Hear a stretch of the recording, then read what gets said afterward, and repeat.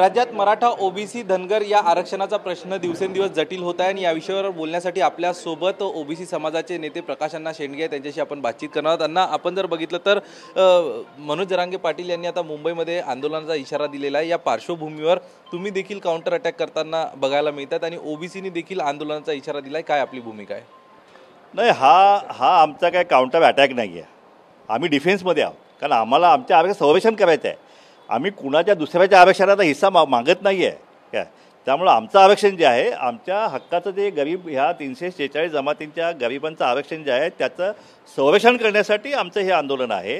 आणि त्यामुळे सरकारनं जर ह्या मराठा समाजाच्या ह्या आता 3 कोटीचं आंदोलन म्हणतायत, ह्या 3 कोटीच्या आंदोलनाचं दडपणाखाली येऊन त्यांनी जर का निर्णय घेतला तर अशा प्रकारचा निर्णय जो आहे तो त्यांना घेता येऊ नये, म्हणून आमचं हे डिफेन्सिव्ह आमचं आंदोलन आहे।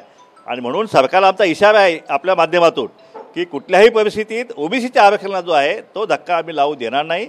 आपण आम्हाला आश्वासित केलं आहे, आपण आपल्यासोबत ठाम राहाल अशी आमची अपेक्षा आहे। पण जर का यांच्या आंदोलनात दडपणाखाली येऊन आपण जर का निर्णय बदलण्याचा जर आपण प्रयत्न केला तर मग मात्र गाठ जी आहे 24 निवडणुकीमध्ये या ओबीसीची आपली नक्कीच गाठ आहे। 60% मतदान जे आहे ते ओबीसी आहेत। त्यामुळे कुठल्याही सरकारला ओबीसीची पंगा घेणं हे परवडणार नाही। आपण जर बघितलं तर ओबीसीच्या आरक्षणाला धक्का नको आणि लावणार नाही अशी ग्वाही सरकारने दिली आहे। मात्र दुसरीकडे धनगरांना एसटीतून आरक्षण देऊ असं देखील सरकार म्हणतायत। तर मग हा धनगरांना जर एसटीतून आरक्षण सरकार देत असेल तर हा आदिवासींवर अन्याय असं तुम्हाला वाटत नाही का?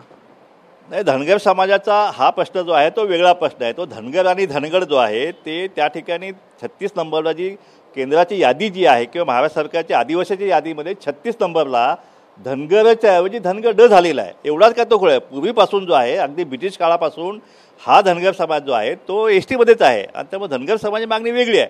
त्यांच्यावरती अन्याय करायचा विषय असा येत नाही आहे। त्यामुळे पण आपण जर बघितलं तर पडळकर म्हणतात 6 कोटी धनगर समाज आहे आणि त्यांना जर एसटीमधलं आरक्षण सरकार देत असेल तर ओबीसीच्या आरक्षणामधनं ही मोठी संख्या 6 कोटीची कमी होईल असं वाटत नाही का तुम्हाला?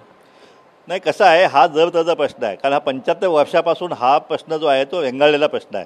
कारण ज्यावेळी धनगर समाज आंदोलन करतो त्यावेळी समोरून आदिवासी समाज जो आहे तितकेच आक्रमकपणे आंदोलन करतो। त्यामुळं सरकारला तो निर्णय घ्यायला जो आहे तो निर्णय घ्यायला अवघड जात आहे।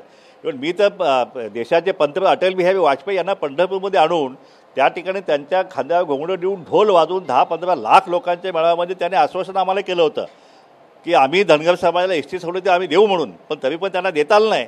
सभा मोठी झाली आणि सगळं हे झालं म्हणून का हे घटनात्मक आरक्षण आहे हे कधी मिळेल याचे काय नक्की येत नाही।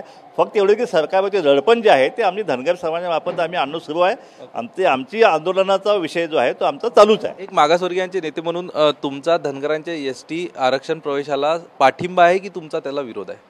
नाही, नक्कीच आमचा धनगरचा आमची मूळ मागणी ती आहे की धनगर समाजाला एसटीमध्ये एसटीचं त्यांना सर्टिफिकेट दिलं गेलं पाहिजे। धनगर आणि धनगर एकच आहेत हे आता भारत सरकारने मान्य केलेलं आहे। तर आता आणखीन कुठला पुरावा आता सरकारला पाहिजे मला माहीत नाही। त्यामुळे सरकारने ताबडतोब निर्णय घ्यायला पाहिजे। यासाठी 2014 मध्ये देखील आश्वासन दिलं होतं धनगरांना एसटीमधनं आरक्षण देईल म्हणून, मात्र ते होऊ शकलं नाही। ही फसवणूक नाही वाटत का सरकारकडनं? त्यावेळी धनगर समाजाला पहिल्या कॅबिनेटमध्ये आरक्षण देऊ, तुम्ही आम्हाला सत्तेत बसवा असा शब्द त्यावेळेचे प्रदेशाध्यक्ष भाजपचे देवेंद्र फडणवीसांनी दिला होता। पण त्यानंतर मात्र त्यांनी पहिली झाली शेकडो कॅबिनेट झाल्या, एकाही कॅबिनेटमध्ये धनगराचा धसुद्धा यांनी केला नाही। उलट टाटा इन्स्टिट्यूट सोशल सायन्स नावाचा एक कमिशन जे आहे ते आमच्या बोकांनी बसवलं आणि त्याचा अहवाल जो आहे त्याचा पण कोणी फॉलोअप घेतला नाही। आणि त्यामुळे आमची माहिती आहे की तो पण अहवालाचा विरोध केलेला आहे। ट्रायचा अहवाल आमच्या विरोधात गेला आहे। त्यामुळे सरकारनं अक्षम्य दुर्लक्ष जे आहे ते या धनगर आरक्षणाकडे केलेलं आहे आणि त्याचा फटका जो आहे त्यांना मागच्या निवडणूक पडलेला आहे। आणि आता जर आरक्षण त्यांनी नाही दिलं तर ह्या निवडणुकीमध्ये नक्की धनगर आरक्षणाचा जो आहे फटका या सरकारला पडल्याशिवाय राहणार नाही। ज्यावेळी छगन भुजबळ विरोधात होते त्यावेळी छगन भुजबळ आरोप करताना म्हणायचे की ओबीसीचं आरक्षण घालवण्यामध्ये भाजपाचा हात आहे, भाजपा ओबीसीचं आरक्षण घालवण्यासाठी कारणीभूत आहेत। आता तुमची याबाबतची भूमिका काय आणि ओव्हरऑल ओबीसीच्या आरक्षण घालवण्याबद्दल तुम्ही काय सांगाल? नाही बा, भुजबळ साहेबांनी ज्या काही भूमिका आहेत त्या काळी घेतल्या त्या परिस्थितीला अनुसरून त्यांनी त्या घेतल्या होत्या। आता भुजबळ साहेब ठामपणे ओबीसीच्या मागं आहेत। सरकार कुठलंही असो, सरकारने कुठल्याही वेळेस ओबीसीच्या आरक्षण धक्का लावता कामा नये ही सगळ्या ओबीसीची भूमिका आहे। भुजबळ साहेबांची तीच भूमिका आहे। आता जे 54 लाख त्यांची जी भूमिका आहे की भाजपामुळे ओबीसीचं आरक्षण गेलं होतं, याशी तुम्ही सहमत आहात का? नाही, कसं आहे की आता भाजपने आमचा जातनिहाय जनगणना RSSने आम्हाला विरोध केला होता की जातनिहाय जनगणनेला आमचा विरोध आहे. पण दुसऱ्या दिवशी लगेच त्यांच्या भूमिकेत बदल झालेला आहे. ज्यावेळी जातनिहाय जनगणनेचा विषय आला अधिवेशनामध्ये त्यावेळी एकमताने भाजपने सुद्धा जातनिहाय जनगणना केली गेली पाहिजे अशा प्रकारचा ठराव भाजपने सुद्धा केलेला आहे. परंतु आता भाजप ह्या सरकारचा एक भाग आहे. त्यामुळे आमची विनंती आहे आता ह्या भाजप सरकारला सुद्धा की तुम्ही आता हे जातनिहाय जनगणना जो आहे करण्यासाठी पुढाकार घ्यावा.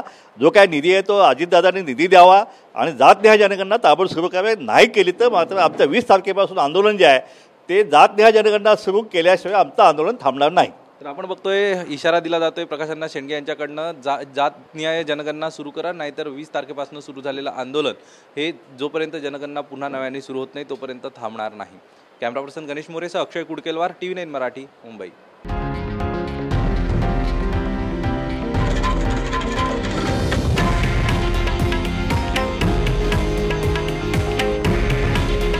हे आहे देशातील नंबर 1 न्यूज नेटवर्क आणि आपण पाहत आहात TV9 मराठी.